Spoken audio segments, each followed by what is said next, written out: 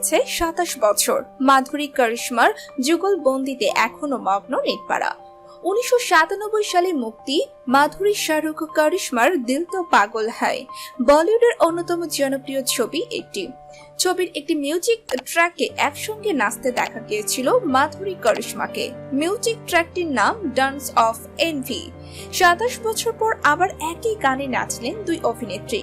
Dance of NV আসলে একটি সুর, যে সুরে পূজা ও নিশা ওই ছবিতে একে অপরকে নাচের টেক্কা দিয়েছিলেন।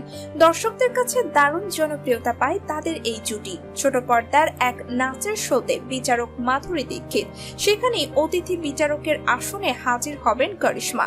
সেই শো এর বিচারকের আসনে রয়েছে সুনীল ছেত্রীও। সেই শো এর আসন্ন এক প্রমোতে মাধুরী করিশ্মাকে একসঙ্গে নাচতে দেখা গিয়েছে। ভিডিওটিতে করিশ্মার পরনে ছিল কালো নেটের শাড়ি, অন্যদিকে মাধুরী পরেছিলেন হলুদ রঙের লেহেঙ্গা।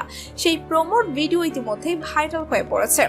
লাইক ও কমেন্টের বন্যা বয়ে গিয়েছে। অভিনেত্রীদের নাচের ভিডিও দেখে নেটিজেনরা নানা প্রতিক্রিয়া দিয়েছেন। সম্মানিত দর্শক বন্ধুরা, ভিডিওটি ভালো লাগলে আমাদের চ্যানেলের সাথেই থাকুন। ভিডিওটি ভালো লাগলে অবশ্যই একটি লাইক করে দিবেন।